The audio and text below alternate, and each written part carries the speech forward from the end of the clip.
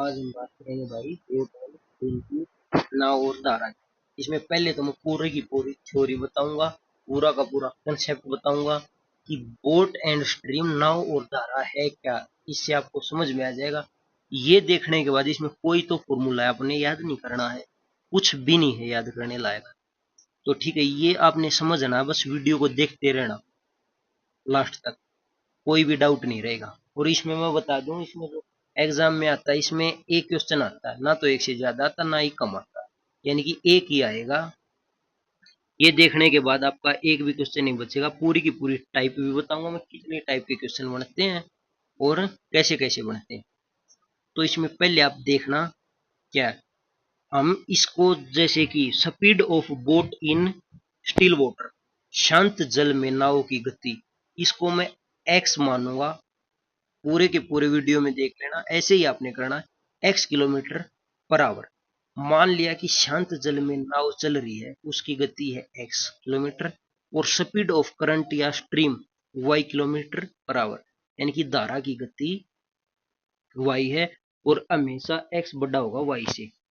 ठीक है, ये बात है। ये दो पॉइंट है। पहले इसमें आप देखना, जो नाव चलती है, एक तो चलता है मतलब कि न, पानी हो बिल्कुल स्थिर, पानी रुका हुआ हो, पानी न बह रहा हो, तो वहां पे बोट की जो स्पीड होती है स्टिल वाटर, यानी कि शांत जल में पानी की। जैसे अब तो ये क्या होता है, ये बिजली वाली होगी जो ऑटोमेटिक चलती है, उनकी जो स्पीड होती है वो कुछ भी होगी, एक्स किलोमीटर होगी वो मान। और यदि पानी भी बह रहा है, तो पानी बह रहा है, एक तो पानी होता है शांत, पानी शांत है तो फिर उसकी स्पीड ही नहीं।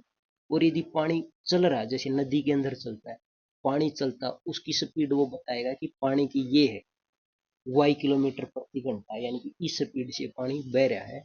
एक होता है कि नाव बह रही है शांत पानी में, ये होगा। ठीक है, तो अब ये देखना, इसके बाद speed of boat in same direction, इसको बोलते हैं डाउन स्ट्रीम, यानी कि धारा की दिशा में नाव की गति को धारा के अनुकूल बोल लो, तो डी का मान होगा एक्स प्लस वाई। एक तो जैसे धारा की दिशा में नाव की गति कैसे होगी, जैसे कि पानी भी बह रहा है और उसके ऊपर बोट भी बह रही है, तो एक ही तरफ दोनों जा रहे हैं, तो दोनों की स्पीड जुड़ेगी। इसको मैं डिनोट करूंगा डी से, क्योंकि डाउन स्ट्रीम धारा की दिशा में, धारा के अनुकूल, तो जो स्पीड होगी, एक तो पानी की स्पीड होगी, एक बोट की स्पीड होगी। नाव भी अपनी स्पीड से चलेगी, पानी भी बहा के ले जाएगा नाव को, तो स्पीड में ऐड होगी, सीधी बात है। तो डाउन स्ट्रीम यानी कि धारा की दिशा में जो नाव की गति क्या होगी, वो एक्स प्लस वाई होगी, क्योंकि वाई तो होगी पानी की और एक्स होगी उसकी खुद की। तो इसके बाद है अपस्ट्रीम, यानी कि धारा के प्रतिकूल गति क्या होगी, इसको यू से डिनोट करूंगा, ये होगी एक्स माइनस का वाई। ये बात देखना, एक्स माइनस का वाई कैसे होगी, कि पानी तो एक तरफ जा रहा है और जो नाव है वो उसके अपोजिट डायरेक्शन में जा रही है, यानी कि पानी को धकेलते हुए उधर जा रही है। तो अब स्पीड क्या होगी, तो स्पीड होगी एक्स माइनस का वाई। अब ये मत बोलना कि वाई माइनस का एक्स होगा, ऊपर मैंने क्या बोला था कि एक्स हमेशा बड़ा होगा वाई से, क्योंकि यदि नाव की जो स्पीड है वो कम होगी किससे, पानी की चाल से, धारा की चाल से, धारा की गति से। यदि बोट की स्पीड कम है तो पानी उसको बहा ले जाएगा भाई, कहां से क्वेश्चन बनेगा, उधर खत्म हो जाएगा, तो सवाल बनेगा ही नहीं। तभी क्वेश्चन पॉसिबल होगा, तब जब बोट की स्पीड है वो ज्यादा होगी किससे, पानी की गति से। ठीक है, तो एक्स माइनस का वाई होगा। ठीक है, जैसे डाउन डाउन स्ट्रीम, इसको अनुप्रवाह बोलते हैं। आप हिंदी में क्वेश्चन करोगे तो अनुप्रवाह भी लिखा मिल सकता है, जो कि डी का मान हो गया एक्स प्लस वाई। और ये क्या है, अपस्ट्रीम, अपस्ट्रीम को बोलते हैं ऊर्ध्व प्रवाह, यानी कि यू का मान होगा एक्स माइनस का। ये मैंने डी और यू ये थोड़े हैं नाम दिए हैं इन चीजों, इसको हम डी मान लेंगे, इसको यू मान लेंगे। बाकी ये फॉर्मूले कुछ नहीं है कि कहीं मानो कि डाउन स्ट्रीम स्पीड क्या होती है, ये फॉर्मूला कि एक्स प्लस वाई, फॉर्मूला कुछ नहीं है भाई, ये आपने समझ लिया हुआ कि डाउन स्ट्रीम यदि जा रही है धारा की दिशा में तो गति क्या होगी, एक्स प्लस वाई होगी, फॉर्मूला क्या है इसमें। और अप स्ट्रीम में एक्स माइनस का वाई होगा, और डी हमेशा ही बड़ा होगा यू से, यानी कि डाउन स्ट्रीम जो स्पीड होती है वो हमेशा ही ज्यादा होगी अप स्ट्रीम से। ये तो क्लियर दिख रहा है। ठीक है, तो ये इसमें जो 4 पॉइंट थे, ये आपको समझ में आ गए होंगे। बस ये समझ में आ गया ना, तो पूरा का पूरा ये जो चैप्टर है, ये पूरा का पूरा कंसेप्ट है, ये बिल्कुल क्लियर है भाई। इसके बाहर कुछ भी नहीं है। कोई तो इसमें आपने फार्मूला याद नहीं किया होगा। देख लो, एक्स मानना है और वाई मानना है, जो शांत जल में नाव की गति और धारा की गति और डाउन स्ट्रीम और अप स्ट्रीम है। ठीक है, इसके बाद इन्हीं को मैं थोड़ा है इसी के ऊपर एलजेब्रा लगेगा। देखना, दो इक्वेशन बन गई, जैसे डी का मान है एक्स प्लस वाई, यू का मान है एक्स माइनस का वाई। दोनों इक्वेशनों को यदि मैं ऐड एंड सब्ट्रैक्ट कर दूं, दोनों इक्वेशनों को एक बार तो जोड़ दूं, एक बार मैं घटा दूं। यदि मैं दोनों को जोड़ूंगा तो y से y कट जाएगा, तो d plus U is equal to 2x। तो x का मान क्या हो जाएगा, d प्लस यू बाई 2। और यदि दोनों को घटाऊंगा मैं तो d माइनस का u बाई 2 y का मान आ जाएगा। तो अब देखना, स्पीड ऑफ बोट क्या होती है, डी प्लस यू बाई 2, यानी कि down stream plus up stream बटे में 2, यानी कि नाव की गति क्या आएगी, डी प्लस यू बाई 2। यदि आपको डाउन स्ट्रीम दिया है, अप स्ट्रीम दिया है कि डाउन स्ट्रीम इतनी है चाल, अप स्ट्रीम इतनी है चाल, तो शांत जल में बताओ नाव की चाल। तो दोनों को जोड़ के 2 से डिवाइड कर दूंगा तो क्या आ जाएगा, एक्स का मान आ जाएगा। घटा के 2 से डिवाइड कर दूंगा तो धारा की गति आ जाएगी, यानी कि वाई का मान आ जाएगा। बाई जी स्पीड ऑफ स्ट्रीम आ जाएगी, यदि डाउन स्ट्रीम माइनस का स्ट्रीम बटे 2 कर दूंगा तो मैं। ठीक है, एक बार जोड़ा एक बार घटाया, इसमें कोई बात याद करने लायक है नहीं। ठीक है, ये आपने समझना ही है। डायरेक्ट देख लेना कि ये कोई फॉर्मूला नहीं है, ये हमने करके देख लिया, तो हमको ऐसे ही याद रखना पड़ेगा भाई ये। ठीक है, तो इसके बाद आप देखना, ये बात समझ आ गई होगी भाई आपको। इसके बाद देखो, टी का मान क्या था, एक्स प्लस वाई था, और यू का मान क्या था, एक्स माइनस का वाई था। तो इसके बाद जो एक्स का मान क्या निकला था, जैसे एक्स का मान था डी प्लस यू बाई 2 और वाई का मान था डी माइनस यू बटे में 2। तो 2 से 2 कट जाएगा, तो एक्स बटे वाई का मान क्या जाएगा, D plus you upon D minus का यू। तो दूसरे शब्दों में आप इसको बोल सकते हो, बाय कंपेंडो एंड डिविडेंडो मेथड लगा के भी आप एक्स बटे वाई का मान निकाल सकते हो। कैसे भी निकाल लो, या तो ऐसे निकाल लो या ऐसे निकाल लो। तो एक्स बटे वाई का मान होगा डी प्लस यू और डी माइनस का यू। बहुत इंपॉर्टेंट है, बहुत इंपॉर्टेंट है यह बात। यानी कि शांत जल में नाव की चाल और स्पीड ऑफ स्ट्रीम, यानी कि पानी धारा की चाल, दोनों का जो रेशो होगा, या दोनों को आप बटे में क्या होगा, D plus you upon D minus का यू होगा। ये बात आपने याद रखनी है भाई, बहुत इंपॉर्टेंट है। तो ये आपको समझ में आ गया होगा। देखो, पूरा का पूरा इसको देख लेना, उतार लेना भाई, ऐसे कैसे छाप लेना आप। ठीक है, इसके बाद हम क्वेश्चन देखते हैं। पहला क्वेश्चन कर, देखो, देखना, धारा के विरुद्ध जाते हुए एक नाविक को 40 किलोमीटर की दूरी तय करने में 8 घंटे लगते हैं, यानी कि धारा के अपोजिट। जबकि धारा के साथ चलते हुए इसी दूरी को तय करने में सिर्फ 5 घंटे लगते हैं। शांत जल में नाविक की चाल बताओ। धारा के अपोजिट यानी कि अपस्ट्रीम 40 किलोमीटर, 40 किलोमीटर जाता है तो 8 घंटे लगते हैं, तो स्पीड कितने आ गई, 5 किलोमीटर आ गई। और 40 किलोमीटर जाता है डाउन स्ट्रीम में, 5 घंटे लगते हैं, तो स्पीड कितनी आ गई, तो 8 किलोमीटर आ गई। तो देखो, डाउन स्ट्रीम की जो स्पीड है वो ज्यादा आई है, किससे आई है, अप स्ट्रीम से। 8 क्या है, 5 से ज्यादा है। अब आप सोचोगे कि ये कैसे आ गया। देखो, ये मैंने इधर ट्रेंगल बना रखी है, आपको ना याद रहता हो तो डी एस टी, यानी कि distance is equal to speed गुना टाइम। तो यहाँ पे दिया क्या है, इन्होंने डिस्टेंस दे दी और टाइम दे दिया, तो स्पीड कैसे निकलेगी, स्पीड निकलेगी डिस्टेंस बटे में टाइम। डिस्टेंस है 40 किलोमीटर, टाइम है 8 घंटे, तो स्पीड कितनी आ गई, 5 आ गई। यहाँ 40 है डिस्टेंस और जो टाइम है वो 5 घंटे है, तो 8 आ गई स्पीड। तो एक्स का मान पूछा, यानी कि शांत जल में नाविक की चाल, शांत जल में नाविक की चाल, यानी कि शांत जल में नाविक की चाल पूछ ले, या बोट की जो मैंने बताई थी एक से डिनोट करना, तो दोनों को जोड़ के 2 से डिवाइड कर दूंगा भाई, तो 6.5 किलोमीटर पर आवर आ जाए। ठीक है, इसके बाद देखना, इसके बाद ये देखो, ये आ गया समझ में। अब दूसरा देखना, speed of man downstream is 15 kilometre per our and speed of the stream is 2.5 kilometre per our, find his speed in upstream. देखो डी का मान दे दिया भाई और वाई का मान दे दिया, तो यू का मान पूछा। दो तरीके से आप कर सकते हो इसको। डी का मान क्या होता है, एक्स प्लस वाई, तो डी का 15 इज इक्वल टू एक्स जमा का 2.5, एक्स का मान आ गया 12.5, तो वाई का मान है 2.5, तो यू का मान क्या आएगा, एक्स माइनस का वाई यानी कि 10 किलोमीटर पर आवर। या ये जो अपने हमने बताया था जो वाई है यानी कि स्पीड ऑफ करंट क्या है, डी माइनस का यू बाई 2 है, तो वाई का मान दे दिया 2.5 इक्वल टू 15 माइनस का यू बटे में 2, यहाँ से भी यू का मान कितना आ जाएगा 10 आ जाएगा। तो ये ऐसे करना है। ये है, ये दोनों के दोनों क्वेश्चन, ये जो पहला आरपीएफ में आया ये भी आरआरबी का जो प्रीवियस ईयर वही क्वेश्चन लिए मैंने, अलग अलग टाइप के एक एक क्वेश्चन है कि ऐसे ऐसे क्वेश्चन पूछ सकता है आपको, ठीक है। इसके बाद देखना जो थर्ड क्वेश्चन है ये एनटीपीसी में आया था अब की बार। ये क्या है, एक नाव जिसकी शांत जल में चाल 15 किलोमीटर पर आवर है, धारा की दिशा में 30 किलोमीटर जाने और धारा के विपरीत दिशा में वापिस आने में 4.5 घंटे लगते हैं, धारा की चाल बतानी है, ऑप्शन देख लो, ठीक है।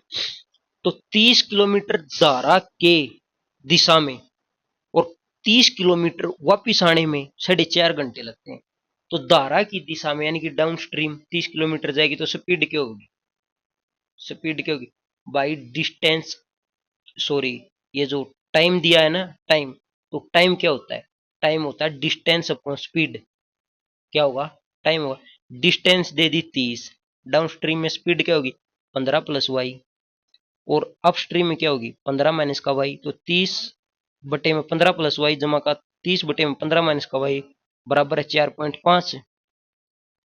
ये यहां से और दोनों में जो टाइम लगा है वो है 4.5 यानी कि 4.5 घंटे लगते हैं। ये जो मैंने लिखा है ये कुछ नहीं है, ये क्वेश्चन में ही दिया भाई, जैसे शांत जल में चाल है 15, एक्स का मान है 15, और जो डिस्टेंस हमको दे दी 30 किलोमीटर जाना डाउन स्ट्रीम, तो 30 बटे में डाउन स्ट्रीम में स्पीड का एक्स प्लस वाई, एक्स का मान है 15 जमा वाई। तो यहाँ से ऐसे करने के बाद हमारी क्वाड्रेटिक इक्वेशन बनेगी, तो उसको हमको सोल्व करना पड़ेगा, बड़ा टाइम लगेगा इससे। तो ये बाय ऑप्शन करना, इतना लिख के बाय ऑप्शन ये सोल्व करना है, 5 से 10 सेकंड में हो जाएगा। तो यहाँ पे ऑप्शनों में देख लेना, यदि मैं 5 रखूंगा इधर तो 30/20 और 30/10 4.5 आ जाएगा, ठीक है। बाय ऑप्शन बेस्ट रहेगा, और यदि पूरे के पूरे सोल्व करोगे तो क्वाड्रेटिक इक्वेशन बनेगी भाई, फिर उसके अपने जो कि हैं सॉल्यूशन निकालने पड़ेंगे, ठीक है। एक ये टाइप है जो इस तरीके से पूछता है। इसके बाद एक टाइप देखना, ये है 4, ये भी बड़ा आता भाई, ये भी इंपॉर्टेंट है, एमटीएस में आया था ये 2020। तो ये देखना, ए boat goes 30 kilometre upstream and 44 kilometre downstream in A total of 10 hours. It also goes 40 kilometer upstream and 55 kilometer downstream in a total of 13 hours. The speed of stream kilometre per our में बतानी है कि speed of stream बतानी है। तो ये बोल रहा है कि एक नाव है 30 किलोमीटर अपस्ट्रीम जाती है और 44 किलोमीटर डाउनस्ट्रीम जाती है, और टोटल 10 घंटे लेती है भाई। और यदि वो 40 किलोमीटर अपस्ट्रीम यानी कि धारा के विपरीत दिशा में जाती है और 55 किलोमीटर धारा की दिशा में जाती है तो 13 घंटे लेती है। तो बोला कि वाई का मान बताओ, वाई का मान मतलब है कि पानी किस गति से बह रहा है, स्पीड ऑफ स्ट्रीम बतानी है या स्पीड ऑफ करंट बतानी है भाई, तो किस दिशा में बह रहा है।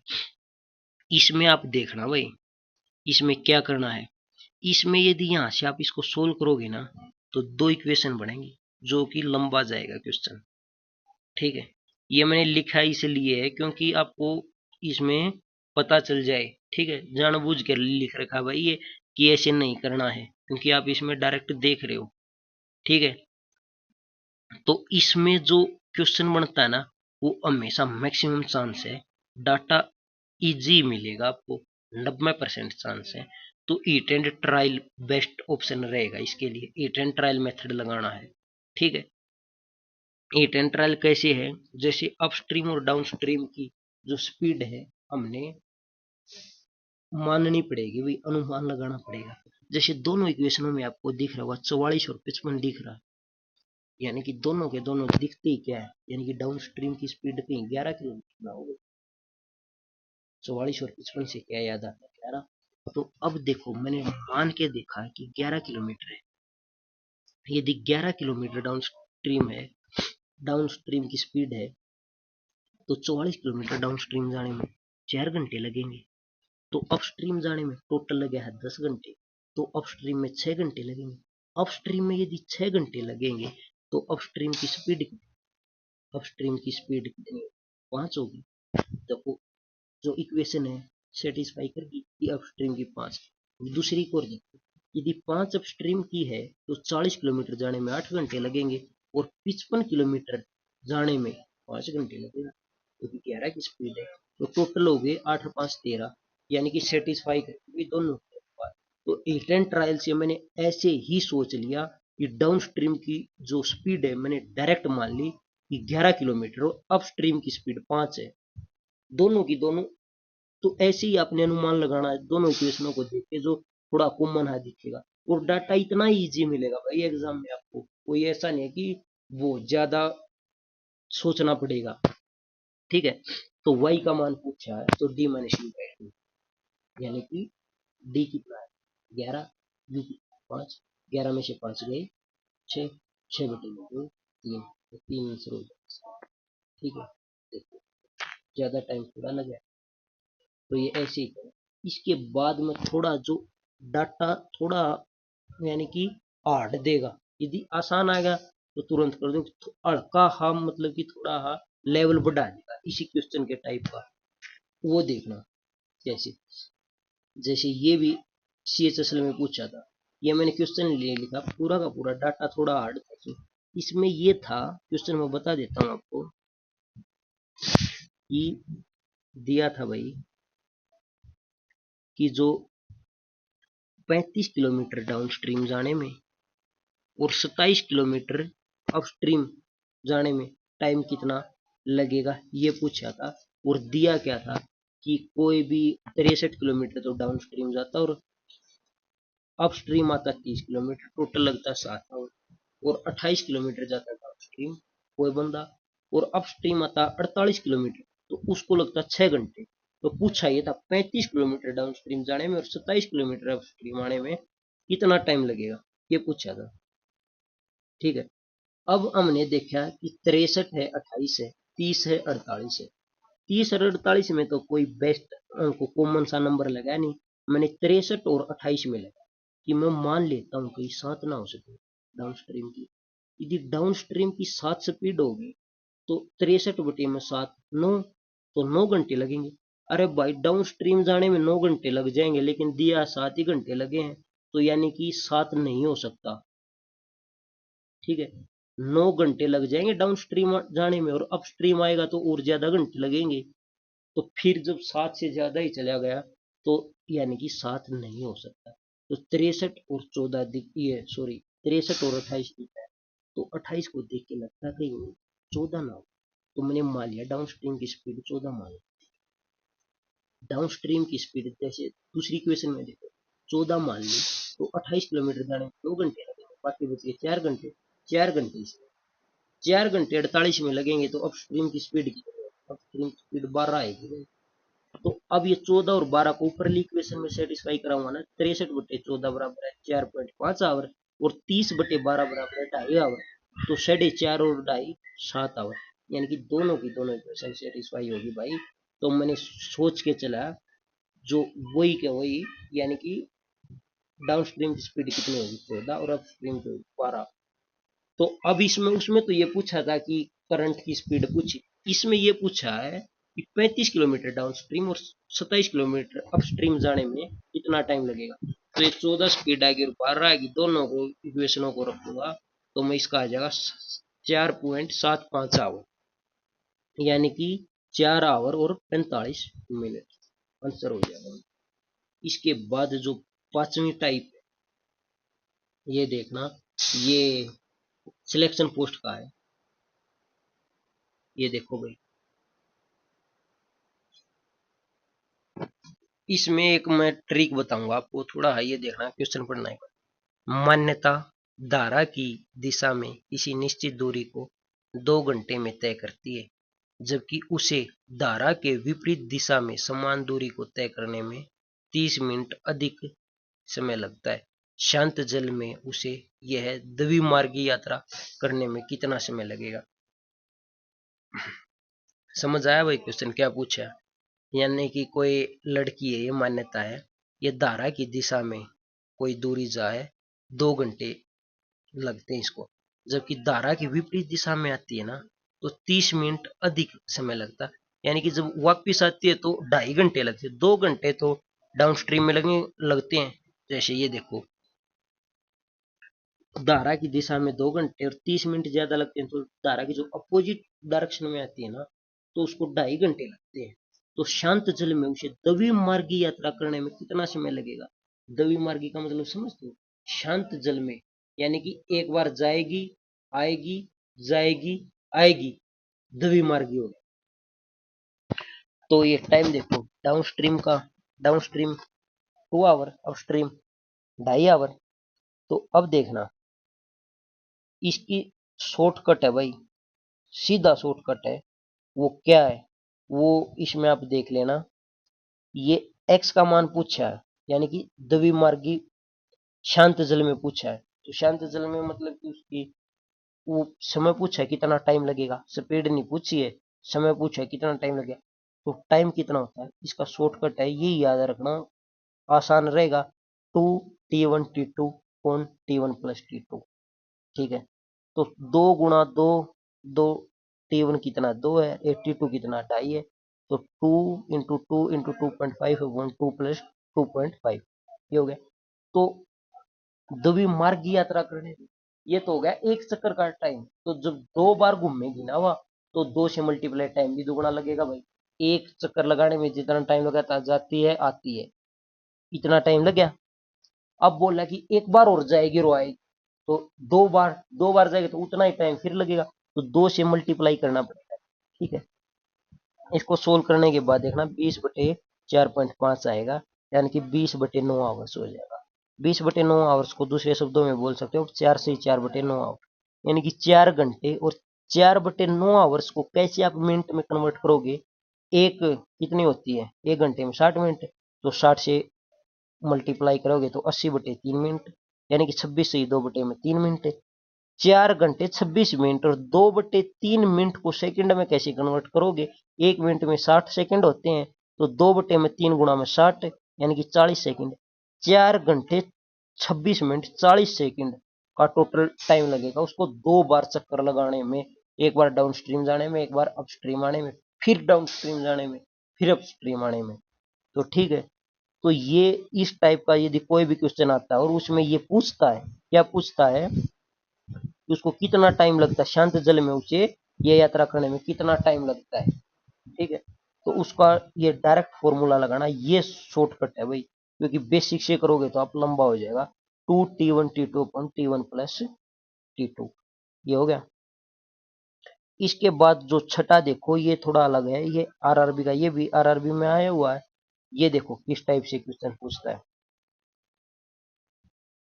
ये भाई, धारा की विपरीत दिशा में जा रही एक नाव को एक दूरी तय करने में 8 घंटे 48 मिनट का समय लगता है। यानी कि धारा की विपरीत दिशा में कोई नाव जा रही है, उसको एक दूरी तय करने में कितना टाइम लगता है? 8 घंटे 48 मिनट। धारा की दिशा में आरंभ बिंदु पर लौटने में 4 घंटे का समय लगता है। शांत जल में नाव और धारा की चाल का शुद्ध। ठीक है, आपको क्वेश्चन समझ आ गया होगा, नहीं तो एक बार और देखो कि जो धारा की विपरीत दिशा में जा रही है एक नाव को एक कोई दूरी दी गई है, उसको 8 घंटे 48 मिनट में वो विपरीत दिशा में जाती है, जबकि धारा की दिशा में 4 घंटे का समय लगता है। ठीक है, तो शांत जल में नाव की चाल और धारा की चाल का रेशो देखो भाई, यदि मैं इस सवाल को करूं तो आंकड़े जो ऐसे सेट किए हैं इसने, बाय ऑप्शन हो जाएगा। क्योंकि देखो, धारा की दिशा में तो 4 घंटे है, और धारा की जब अपोजिट डायरेक्शन में गया ना, तो उसको टाइम डबल लग गया। डबल से भी, डबल में तो 8 घंटे लगता, डबल से भी 48 मिनट ज्यादा लग गया। तो इसमें शांत जल में चाल, यानी कि एक्स और वाई का मान पूछा है, शांत जल में नाव की चाल और धारा की चाल, यानी कि जो धारा की चाल है ना, उनका रेशो क्या होगा, वो उसके डबल से भी ज्यादा होगा। देखो, इसी में चार ऑप्शन में इसी में डबल से ज्यादा हो रहा है, 3 है और 8 है। तो जो 3 का डबल 6 से भी ज्यादा रहा, इनमें किसी में भी डबल से ज्यादा नहीं, तो बाई ऑप्शन तो यही हो जाता। लेकिन मैं इसको आपको बताता हूँ वैसे करना कैसे, आपने यदि ऑप्शन थोड़े बहुत क्लोज होते तो क्या करना। इसमें देखो, जितना वो धारा की दिशा में जा, यानी कि धारा के विपरीत जा रही है, उतनी ही वापिस आ रही है। तो जो डिस्टेंस है वो तो सेम ही होगा, डिस्टेंस तो भाई सेम ही है, उतनी डिस्टेंस जा रहा है उतनी डिस्टेंस आ रहा है। यदि डिस्टेंस सेम है, डिस्टेंस क्या होती है, स्पीड गुणा में टाइम, तो स्पीड का और टाइम का जो रेशो वो एक दूसरे के इनवर्सली प्रोपोर्शनल हो, स्पीड और टाइम इनवर्सली प्रोपोर्शनल हो जाएंगी यदि डिस्टेंस सेम दी गई है तो। ठीक है, तो अब देखना, ये क्या क्या था, डाउन स्ट्रीम कितना 4 घंटे थे, अब स्ट्रीम था 8 घंटे 48 मिनट। इसको आवर में कन्वर्ट करूंगा तो मैं कितना हो जाएगा, 11/5 आवर्स हो जाएगा। तो अब ये क्या है, ये टाइम का रेशो है। टाइम का रेशो कितना है भाई, टाइम का रेशो 5/11 है। तो स्पीड का रेशो क्या होगा, डाउन स्ट्रीम से अप स्ट्रीम स्पीड का रेशो क्या होगा, उल्टा हो जाएगा, 11/5 हो जाएगा। तो एक्स से वाई का मान पूछा है, एक्स और वाई का अनुपात क्या पूछा है, यानी कि डी प्लस यू और डी माइनस का यू। तो 11 और 5 16, और 11 माइनस का 5 6, तो 16/6 यानी कि 8/3 इसका आंसर हो जाएगा, यानी कि 8:3 क्या हो जाएगा, एक्स से वाई का मान हो जाएगा, शांत जल में नाव की चाल और धारा की चाल का अनुपात हो जाएगा। ये जो सातवां, ये छठा क्वेश्चन है ना, ये सातवां क्वेश्चन भी सेम ऐसे ही है, ये भी देखना। इसमें अड़का आपको थोड़ा सोचना है। इसमें देखो कैसे क्वेश्चन बनाया, ये भी उसी एग्जाम में आया दूसरी शिफ्ट में। शांत जल में 3 किलोमीटर प्रति घंटा की चाल से नाव चला रहे एक गोताखोर की धारा के विपरीत दिशा में 50 किलोमीटर जाने में, और धारा की दिशा में 50 किलोमीटर, सॉरी, जो धारा की दिशा, देखो ठीक है, शांत जल में 3 किलोमीटर प्रति घंटे की चाल से नाव चला रहा है एक गोताखोर, और धारा की विपरीत दिशा में 50 किलोमीटर जाए, और धारा की जब दिशा में 50 किलोमीटर जाने में, जो जाने की तुलना में दोगुना समय लगता है, यानी कि ये उसको धारा की दिशा में जितना टाइम लगता है और विपरीत दिशा में जाता है ना, तो उसको टाइम डबल लगता है। तो धारा की चाल पूछी है, मतलब कि एक्स का मान, सॉरी वाई का मान पूछा है। तो शांत जल में 3 किलोमीटर है तो एक्स का मान दे दिया। तो डिस्टेंस देखो इसमें भी सेम है, इसमें बस 50 किलोमीटर दिया, ये मत मानना कि 50 किलोमीटर देखे कंफ्यूज हो जाओ। तो 50 का तो डिस्टेंस सेम है, तो स्पीड और टाइम का जो रेशो है इनवर्सली प्रोपोर्शनल होगा। ठीक है, तो देखो, जो टाइम टाइम का रेशो क्या दिया है, टाइम यदि डाउन स्ट्रीम 1 लगता है तो अपस्ट्रीम डबल लगता है, तो स्पीड क्या होगी, 2/1, यानी कि स्पीड का रेशो उल्टा हो जाएगा। तो एक्स बटे में वाई का मान क्या होगा, 2+1/2 - 1, यानी कि 3/1।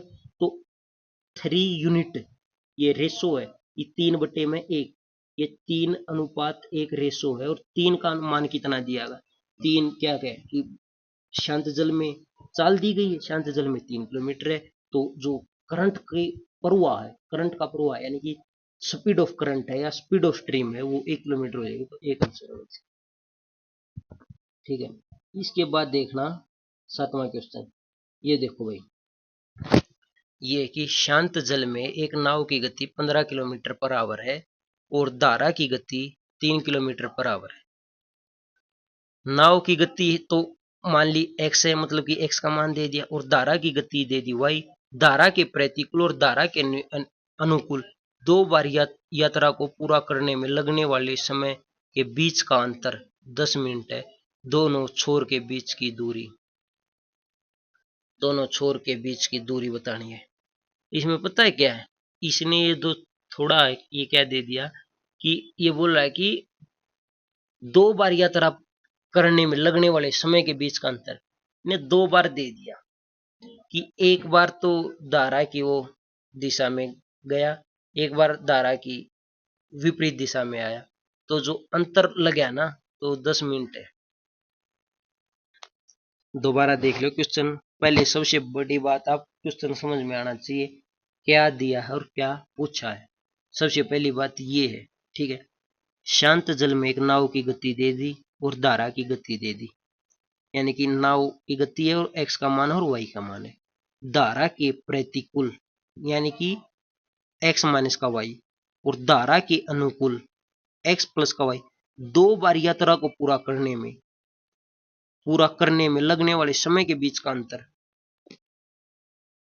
10 मिनट है। तो दोनों छोर के बीच की दूरी, ये इसमें पता है क्या, ये वो क्वेश्चन ये है टाइम स्पीड वाला, डिस्टेंस स्पीड टाइम वाला जो चैप्टर है ना उसमें आता है। जैसे वो पूछा ना कि कोई एक लड़का अपने घर से विद्यालय इस स्पीड से जाता है और 5 मिनट देरी से पहुंचता है, और इस स्पीड से जाता तो 5 मिनट पहले पहुंचता है। ये वही कॉन्सेप्ट डाल रखा है इसमें, बस नाव धारा का नाम दे दिया भाई, उसका क्वेश्चन है ये टाइम स्पीड का।